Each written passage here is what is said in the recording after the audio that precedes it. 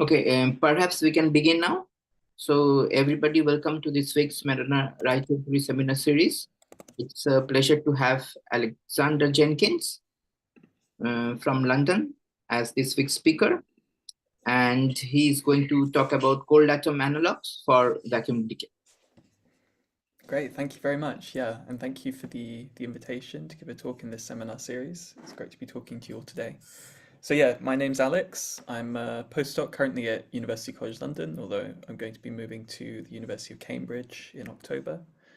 And yeah, I'd like to tell you about this work I've been carrying out for the past couple of years, which is focusing on how we can use tabletop experiments in the laboratory using cold atoms to try to tell us something new about the physics of the early universe, and in particular about this process of vacuum decay, which is possibly already familiar to people in the audience, but either way, I'm going to be telling you about that more in this talk.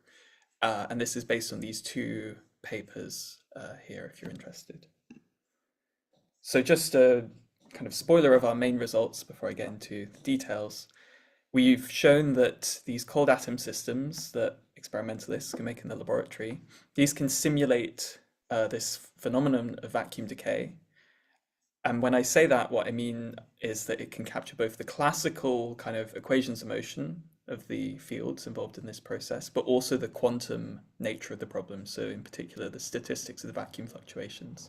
So it will really capture the full kind of physics of the phenomena that we want to study. And also that there is a huge landscape of such systems that can be built. So this is something which really is feasible using current kind of technologies and experimental capabilities. And so we're expecting to have some concrete experimental results pretty soon. So the plan for the talk, I'm going to start by telling you about what vacuum decay is, why as a cosmologist I think it's something we should be thinking about. I'm then going to tell you about how we can try to simulate this process in the lab. And then I'm going to, towards the end of the talk, come on to what is the theoretical work that I have been doing with collaborators in order to kind of pave the way for these experiments and eventually, be able to exploit the experimental data. So vacuum decay is quite a simple picture, but it's a very difficult problem to actually solve. So we have a single relativistic scalar field. It involves this kind of Klein-Gordon equation, but we're interested in particular in situations where this potential for the field has multiple local minima, and in particular, we think about a situation where it starts in this kind of local minimum in the potential landscape, but it wants to get down to the global minimum, which we call the true vacuum, because that really is the ground state of this theory. So starting in this local minimum is what we would call a false vacuum, because it looks locally like you're in the ground state, but actually, if you take a large enough field excursion, you can get down to a lower energy state. So classically, obviously, you would be trapped here if you don't have enough kind of initial kinetic energy to get over that barrier. But as soon as you switch on quantum mechanical effects, we have this intuition that it should be possible for the field to somehow tunnel through the barrier and get down to the true vacuum. Now, this happens quite differently from how it happens in just single particle quantum mechanics. Since you have an entire field, if all of the field were to transition all at once, that would cost kind of an infinite amount of energy. The amount of energy you would have to borrow to get over this or through this barrier would be proportional to the volume of the field that's transitioning. So instead, typically what you see is some small localized patch of the field will make the transition. And this forms a bubble of the true vacuum in the false vacuum. And then that bubble, once it's transitioned, it will want to grow and gobble up the rest of the field and drag the rest of the field down with it into the true vacuum. So this is a first order phase transition in the sense that it's kind of discontinuous. You jump from one phase to the other. And in many ways is very similar to other phase transitions we're familiar with in other aspects of physics. So it's inherently quantum mechanical, as I've described. It's clearly non-perturbative, non-equilibrium. That makes it a very difficult problem to try to solve. So now I'm going to show you a simulation video, which is just kind of more visual representation of what I was just telling you in words. So you can see we have this blue false vacuum state that's kind of seething with vacuum fluctuations, and will eventually, if we wait long enough, start nucleating these bubbles of red, which is the true vacuum. And those bubbles then expand, collide with each other. There's some kind of complicated dynamics that happens, but if we wait a long enough time, eventually the universe is filled with this red state. Why do we care about this picture? I want to try to emphasize that the physics I've just described is not particular to, one epoch of the universe or one, speculative early universe model. It's actually very generic. This process can happen in lots of different guises within cosmology. So, one kind of family of theories where processes like this can happen is in sort of eternal inflation theories. The idea that the universe may have started in some kind of false vacuum state and been inflating during that period, and that the end of inflation is somehow tied to, nucleating a bubble, and the interior of the bubble would then be our kind of observable region of the universe. So this naturally gives rise to kind of multiverse scenarios where there are different true vacuum bubbles that contain different, local universes. And there have been efforts to try to look for observational signatures of these theories by looking for imprints on the cosmic microwave background from collisions between the bubbles. So clearly they're being able to describe the bubble nucleation dynamics and how they potentially collide with each other is very important for those kinds of searches. There's also the possibility that we're actually living in a false vacuum today. So data from the Large Hadron Collider and other particle colliders seem to be indicating that actually the Higgs could currently be in a false vacuum state. That's what this plot here is showing. So if I take just kind of the best fit values, so this will depend on the shape of the Higgs potential, which depends on parameters of the standard model like the Higgs mass and the top quark mass. And you can see that within the kind of uncertainty on these parameters, we could be in the stable region and be safe, or we could be in this metastable region, in which case it's possible that a bubble wall could come along and annihilate us any day now. So obviously this kind of existential risk scenario would be good to understand in more detail. But the final kind of application of these ideas I wanted to mention, which is kind of closest to my other research interests, is in gravitational wave cosmology. So here, we think about phase transitions, bubble nucleation events that can happen within our observable patch of the universe, but at very early times, so well before Big Bang nucleosynthesis. And then these kinds of transitions can be very powerful sources of gravitational waves and generate stochastic backgrounds of gravitational waves that are a really promising target for current and future gravitational wave experiments. So in particular, LISA, which I'm showing here, this is a space-based gravitational wave interferometer mission, which has now been officially adopted by the European Space Agency, which means that they're actually going to build it and put it into space. The frequency range that LISA will be sensitive to is perfect for searching for these kinds of phase transitions, which may have happened at the electroweak scale. So this, will unlock a whole huge kind of family of beyond the standard model theories, particle physics, which would give rise to these transitions. So this is very exciting. But all of these different science cases, these different kinds of ways of seeing vacuum decay, they require us to understand the dynamics of bubble nucleation. And so that's kind of the goal of this research I'm going to describe. So some open questions. People have been studying vacuum decay for a very long time, going back to Coleman and collaborators in the 1970s. And there is this standard kind of paradigm which has emerged in which we use Euclidean methods, so imaginary time methods, to try to describe this process by which bubbles nucleate.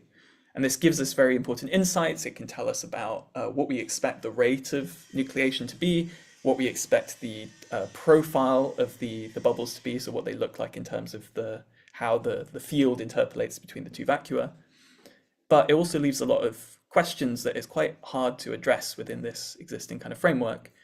So in particular, how do I take this imaginary time picture and put it back into real time? So the kind of imaginary time story is that you're watching the field and it just looks like it's just the homogeneous false vacuum, and then at some instant a bubble suddenly appears, and there's no kind of story about how this happened dynamically in real time. So really we would like to understand what this looks like in real time, especially because in practical applications to this in cosmology, stuff is happening in real time. We don't just have a constant kind of background space-time. Things are happening dynamically, and we want to understand how this bubble nucleation process interacts with that. There's also these symmetry assumptions, which one usually has to put in place in order to calculate these Euclidean solutions that tell you about the nucleation rate and the bubble profiles, etc.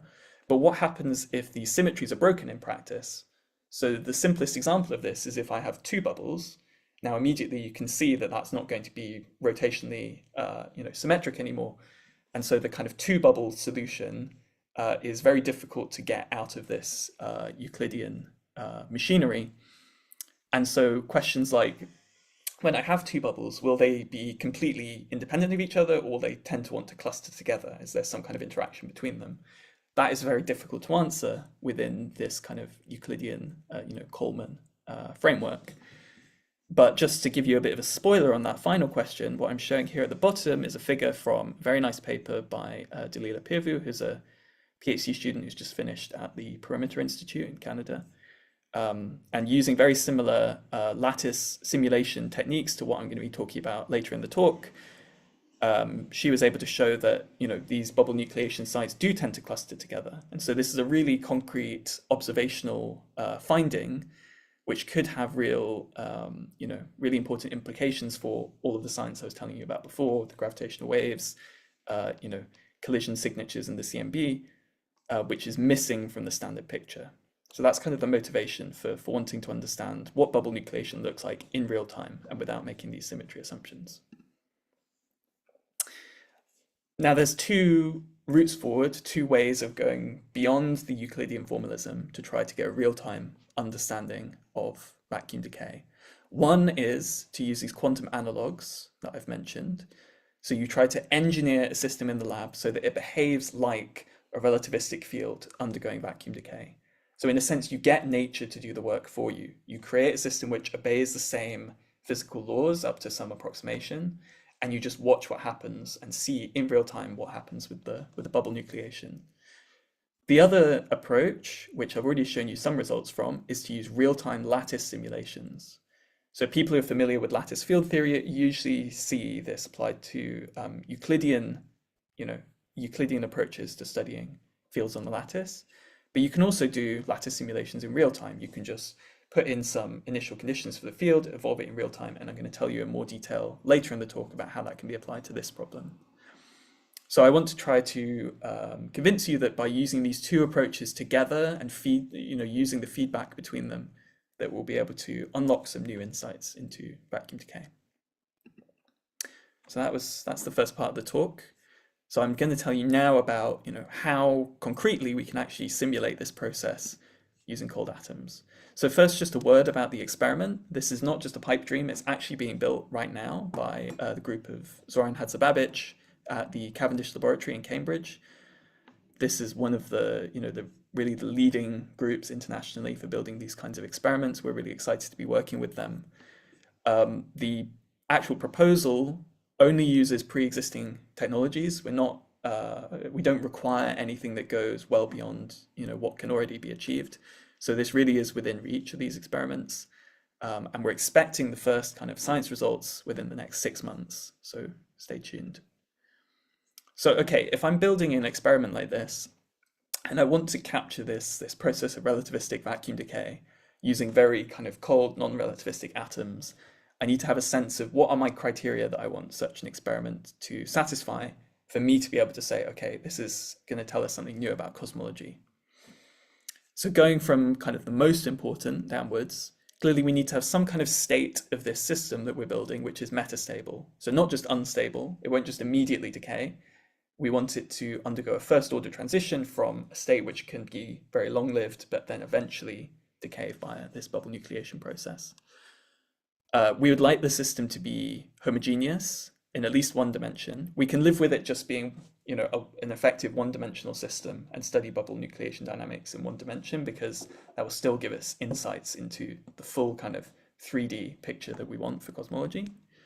But it needs to be homogeneous in that one dimension to replicate the kind of, translation invariance in a relativistic theory.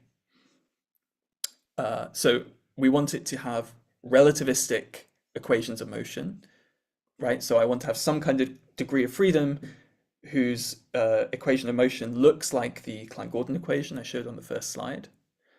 And then related to that, but conceptually separate, is that I want the spectrum of vacuum fluctuations in that degree of freedom to also look like the corresponding relativistic field, because I want the two, the experiment and the early universe system to behave the same on a quantum level. And so by checking this in terms of what the vacuum fluctuations look like, that's an important way of ensuring that. And then finally, this is, in my view, kind of the least important, but perhaps nice to have as well, is it would be very nice to see quantum dominated decays rather than thermal decays. So obviously, if you take the picture I described initially and you start cranking up the temperature, you can have a kind of complementary process where thermal effects can take you over the barrier and form bubbles that way. But it would be really interesting to be able to see decays which are dominated by quantum effects rather than these thermal activation effects. And so we've shown that actually all of these requirements can be satisfied by a cold atom system. So just to tell you in a bit more detail how we can do that, we have, if you look at very, very low temperatures and you have a bunch of atoms which are effectively bosons because they have the right number of, they're made up of the right number of fermions, right? Protons and neutrons and electrons. So they behave like composite bosons. So if I cool them down, they should form a Bose-Einstein condensate. And we can describe this condensate in terms of a many-body wave function, psi. So the equation that we get for this looks very similar to the Schrödinger equation that we would solve if it was just one atom. But we add one extra term here, and this is what makes it a nonlinear Schrödinger equation, because this extra term has a higher power of the wave function. And the way you should think about this is that mod psi squared is just the density of atoms, right? So this is how one atom will feel the influence of the other n-1 atoms by scattering off of them. So this G here is a constant which tells us about the kind of scattering interactions between atoms in the condensate. Okay. There's also, of course, this very kind of non-relativistic looking kinetic term, which we're familiar with from the Schrödinger equation. And also, in principle, a potential, which in this case, in the experiment, is a trapping potential that keeps your atoms confined to a certain region of your laboratory. We want to minimize the effects of this as much as possible because, if that's position dependent, that's going to introduce some inhomogeneity to the system. And remember, I was saying before, we want it to look as homogeneous as possible. So the idea is that we will engineer this trapping potential such that inside the trap, it looks as homogeneous as possible. So it's basically like an infinite square well trap. So for that reason, I'm going to neglect this term for now, but I'm going to come back and say something about that right at the end of the talk. Okay, so this equation of motion, just staring at this clearly looks very non-relativistic. Right, space and time look like they're on very different footings, and this kind of self-interaction term, the mod psi to the power 4, looks nothing like the kind of false vacuum potential I was showing before. So how do we get the kind of relativistic false vacuum picture out of this? The first hint that we might be able to comes from looking at the dispersion relationship for excitations of this condensate.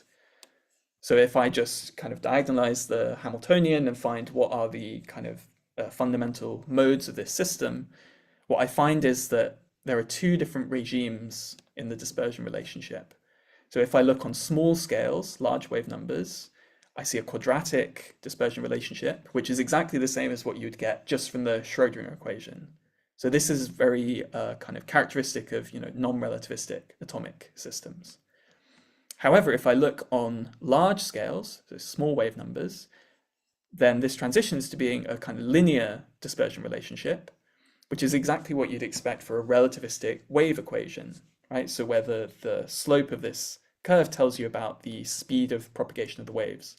So in a relativistic analogy, this is basically your speed of light, but in this case, it's the speed of propagation of sound waves in the condensate.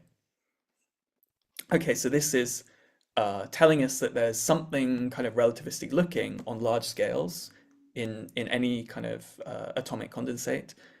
But obviously, for it to be just a linear dispersion relationship in the relativistic theory, that would correspond to having a massless scalar field, which is not what we want. So we need to go a step further. How do we do this? How do we give this effective relativistic degree of freedom some kind of potential, so it's not just massless? We can do this by having two different atomic states and coupling them together. So if you just had the two states and they weren't coupled, you would just have two condensates sitting together in the same region of space, not talking to each other. But I can couple them together by shining an electromagnetic field on them whose frequency corresponds to the energy splitting between these two states. So concretely, these could be hyperfine states of the same atomic isotope. So then if I shine the electromagnetic field with the correct frequency on, then you can have Rabi transitions between the two states, and so the two condensates start talking to each other. And if you look at one particular degree of freedom, which is the relative phase between the two condensates, then you see that very naturally you have this cosine-like potential which drops out. And this is very easy to understand intuitively. Basically, if I try to sit at the top of the potential here, that's when the relative phase is equal to pi, mod 2 pi. So I'm putting the two species in antiphase, but because they can talk to each other, they want to be in phase with each other. So that's why it's energetically preferable to drop down here then into the relative phase being 0 mod 2 pi. Now, obviously, if it was just a cosine potential, I couldn't have vacuum decay because there's no metastable state, right? Trying to put the thing into antiphase, it will just immediately decay. So I want to somehow create a sort of potential barrier at the top here in order to have this bubble nucleation dynamics I'm looking for. The way that you can do this is by taking that Rabi coupling I was talking about before, the coherent electromagnetic coupling, and oscillating it, so rapidly modulating the amplitude of that coupling. And what this does mathematically is actually completely equivalent to having a pendulum and rocking the pivot point. So that's what's being shown in this little GIF here. Right, so a pendulum, just a standard pendulum, also has a cosine potential. If you try to put it in the upright position, that's like being at the top of the cosine and it wants to drop back down. But if you rapidly modulate the pivot point, you can actually stabilize that upright position. You can even push it a bit, it'll oscillate a bit, but it will stay, unless if it oscillates enough and then it drops down. And that's what's being shown here. So the mathematics is exactly the same. So here, if you rapidly modulate this Rabi coupling, and what you'll find is that you stabilize this antiphase state and you have a false vacuum. The difference with the pendulum picture is that this is now in a fundamentally quantum mechanical system, right? This Bose-Einstein condensate. So we should be able to see this kind of process of bubble nucleation happening. So now if I go back and compute the dispersion relationship again, you can see that this is in the IR regime. So with small wave numbers, this is exactly what I'm looking for. This is the kind of characteristic dispersion relationship of a Klein-Gordon field, in that it interpolates between, there's this kind of linear regime, but at very on very large scales, I just have a flat amount of energy for each mode, which is just set by the mass of the field. And this mass is then tied to the curvature of the potential around the false vacuum. So in other words, I take my condensate with this fancy coupling I've introduced, and on large scales, the modes behave exactly like those of a Klein-Gordon field. I can also then, so that's saying something about, the kind of equation of motion of small perturbations to the condensate. I can also look at the quantum fluctuations, and again, I find exactly, in this IR regime, exactly what I would expect for the corresponding relativistic theory. So you can see that it interpolates between that kind of relativistic result on large scales. And then on small scales, there's some kind of excess power in the vacuum fluctuations, which is tied to the fact that I'm then sensitive to like shot noise of the fact that it's individual atoms in the condensate. Final comment on this is that, talking about dispersion relationships, really what I'm thinking about there is like small fluctuations around the kind of false vacuum state. But in order to see the bubble nucleation dynamics looking like it would in the relativistic theory, I really want a full kind of nonlinear theory for this relative phase degree of freedom, not just small fluctuations around the false vacuum.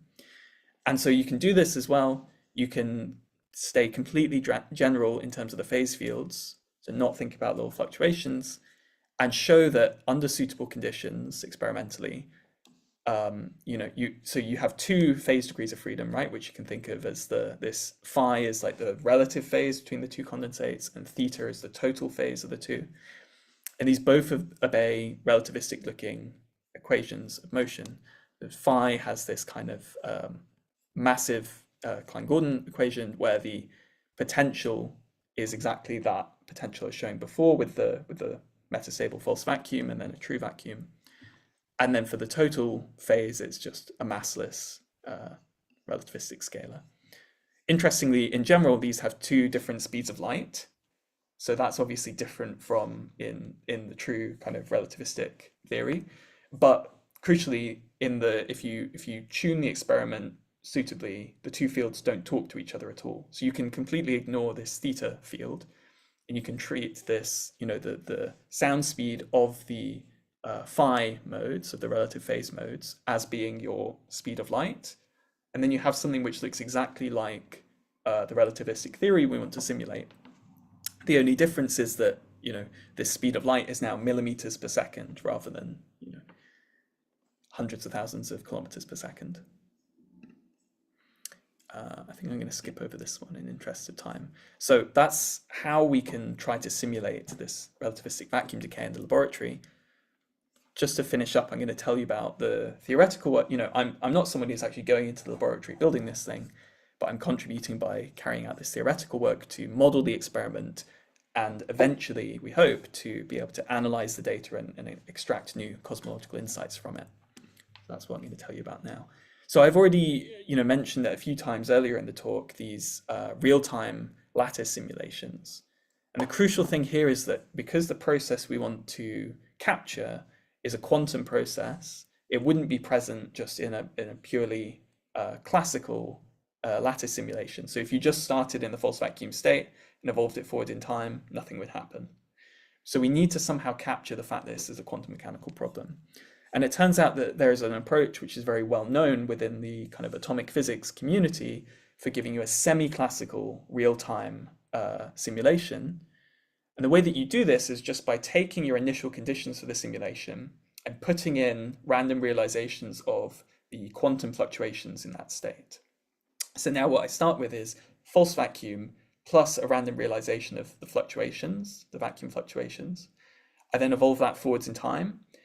And I can think about the results as telling me one possible kind of trajectory within the path integral describing the evolution of the system. So now if I have many individual runs, so different random realizations of the initial conditions, and I evolve all of them forwards in time, that ensemble as a whole is telling me something, a semi-classical approximation of the evolution of the full quantum state. So this is the approach that we take here for studying this problem. Now, obviously, there are approximations involved in that. It's a semi-classical approach rather than a full kind of quantum approach. It's interesting that, the standard kind of instanton approach within the Euclidean formalism is also semi-classical, but approaches this in a very, very different way. So it doesn't think about, explicitly about fluctuations around the initial state. You have this kind of homogeneous false vacuum initial state, and then you take a very non-classical imaginary time path to get to a state with a bubble in it. So here we're putting all of the quantum mechanics not in the time evolution, but into the initial conditions. And then the time evolution part is classical, if you like. So two very different semi-classical approaches to this problem. And a lot of the interest in this kind of research program is trying to figure out, do these two different approaches really tell us the same thing, or are they potentially, in tension with each other? And that's something that we are spending a lot of effort trying to investigate. But all of that to say, both of these approaches, neither of them can replace the experiments. The experiments will be the ultimate kind of arbiter of what's happening with the physics. So now that was a lot of words, I'm going to show you some pictures of results from these simulations. So a couple of examples in one dimension. So again, space is on the horizontal axis and things are evolving upwards with time. And just to show you, you can really see by eye the difference between if I have this potential barrier around the false vacuum state and if I don't. So if I don't, things just immediately decay and you just get the field sloshing around, and so you get a real mixture between the red and the blue phases. But if I look at a system with this potential barrier due to the modulation of the Rabi coupling, you can see that the blue state, the false vacuum state, is stable for a very, very long time before you nucleate a bubble. But you can also see, interestingly here, the bubble doesn't just kind of appear out of nothing. I can see some kind of coherent, fluctuation before, some kind of dynamics of modes scattering off of each other and exciting a bubble out of the false vacuum. So now to show you some 2D simulations. So I should mention that the experiment will be 2D. You can see on the left is a simulation of that analog system, so solving the full equations of motion of the modulated, nonlinear Schrödinger equations. And on the right is just solving the Klein-Gordon equation, but from the same initial conditions. And you can see that there's really clear similarities between the two. So they both nucleate bubbles, and the bubbles both expand in the way that we expect. You can also see by eye some differences between them. And this is, ongoing work to kind of understand, how the differences between the two theories will influence the kinds of observables that we're interested in. Let me see, I think I'm running a little bit low on time, so I might go through this a little bit quickly. But basically, just to tell you, from these kinds of simulations, we can extract interesting observables like the bubble nucleation rate. So we can run a large ensemble of simulations, like I was saying before, and for each of them, you can track, what is the point at which the field decays from the false vacuum to the true vacuum. That's what these kind of individual traces on this plot are showing. You can see they transition at different times. And from this, we can calculate, kind of survival statistics, how many of the runs in the ensemble have decayed as a function of time. And then by looking at kind of the slopes of those curves, first of all, the fact that they look like nice straight lines here means that we have a clear kind of exponential decay like you would expect. But we can also look at how that decay rate varies as I change the parameters of the system. So in particular, this n bar parameter I'm changing here is some kind of dimensionless number density for the system. And varying that basically varies the amplitude of the vacuum fluctuations. So how quickly the fluctuations can take you into the true vacuum. And this varies in exactly the way that we would expect from the instanton approach. So this is a very nice agreement between the real-time simulations and the imaginary time instanton calculations. There is also, though, an interesting difference, which is that the overall normalization of the rate is much higher in the simulations than it is in the Euclidean calculation. There's a few possible explanations for that. I think the one that is most kind of convincing for me that we're exploring at the moment is renormalization. So the idea that the kind of bare potential that you put into the lattice simulations gets renormalized by modes on the lattice, and so that the actual kind of effective potential that the field is experiencing is different from the one that you put in. And so really, to compare with the instanton calculations, you should be using the effective renormalized potential rather than just the bare potential. And that's something we're still figuring out how to do in detail, but which we think will likely bring these different approaches into better agreement. So that's talking about how we can extract decay rates, but there's also, I think, something that's really exciting about these simulations and about the experiments is we can go well beyond decay rates and unlock a whole new range of observables. So again, these figures are from another paper by 𝐸𝐸𝐸, the student that I mentioned before. And what she finds by looking at the simulations is there's all kinds of interesting observables you can extract. You can look at correlations between bubbles, like I mentioned before. You can look at the peculiar velocities of the bubbles. And so in particular, in the thermal case, these follow a very nice Maxwell-Boltzmann distribution like you might expect, but which hasn't really been studied or thought about before in the Euclidean context. And also something which I hinted at before is kind of coherent precursors to bubbles. So if this figure at the top here is taking many, many bubbles from the simulations and stacking them to find the kind of average profile. And you can see that before the bubble actually nucleates, there's some kind of coherent downwards oscillation. And you can actually track these backwards in time through the simulation and see these kind of oscillon type configurations, these kind of localized breathing perturbations, which gradually then, if they get kicked and turn into a bubble. So this is a really kind of new way of thinking about vacuum decay, which is coming from these simulations and which we're hoping to be able to test in the experiments as well. One final thing before I wrap up is also to say that in this theory, which we're able to simulate in the experiment, if you cast your mind back to the potential that I drew before, that because it's periodic, there's actually an infinite series of, false vacua and true vacua. And so you can, from the false vacuum, there's two different decay routes, right? And what this means is that you can have topological defects in this theory. So in particular, if you have different regions which decay into the two different directions, then you will get topologically distinct regions of true vacuum, which will have domain walls between them. And so it's really exciting to think about how we could use these experiments to study kind of domain wall formation and dynamics, which is also potentially relevant for cosmology. Okay, so the very final slide before I wrap up is just to mention some of the open problems which we're still thinking about as we progress towards having, the experimental data.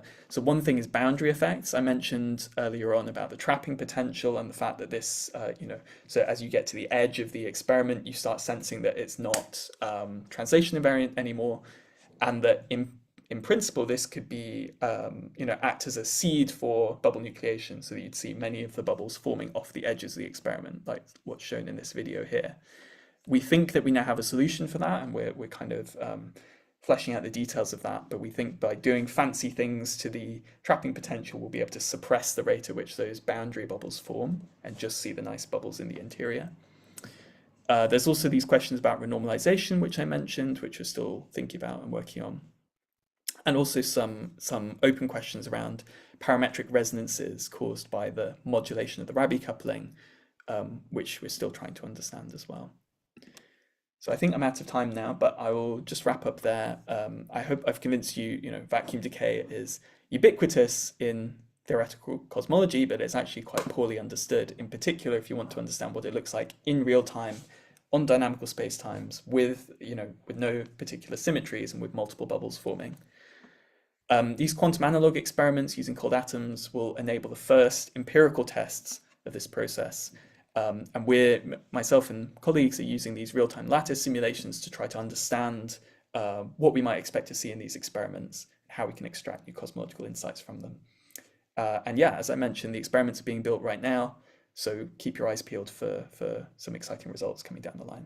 Thank you very much for listening. Thank you for the nice talk. Anybody in the audience has questions, please unmute yourself and ask.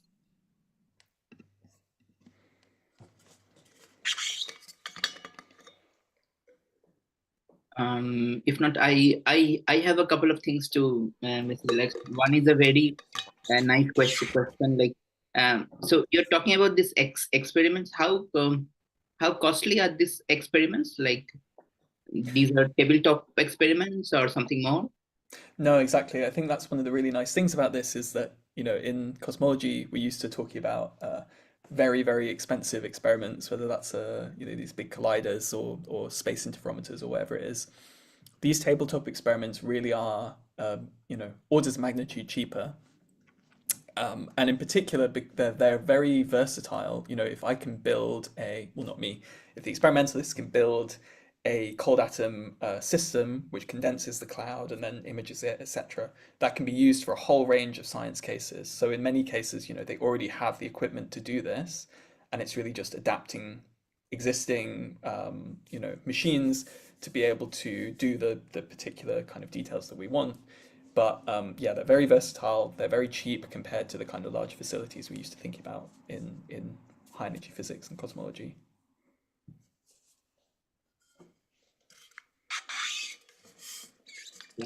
And the other thing is that, so using the false vacuum decay analogy, can you also, so is it also possible to look at collapse of these vacuum bubbles into regions of large regions of inhomogeneities, which can maybe people talk about formation of primordial black holes in the universe from false vacuum decay? Yeah, that's a nice question. I think the challenge with that is that it's difficult in these analogues to have dynamical gravity, which is what you would need for that. So really the level of the analogy I've been talking about at the moment is actually just, a single relativistic field on a fixed space-time background, and in particular just a fixed Minkowski background actually at the moment. So this would be, looking at situations where the cosmological expansion is not important for what the bubbles are doing.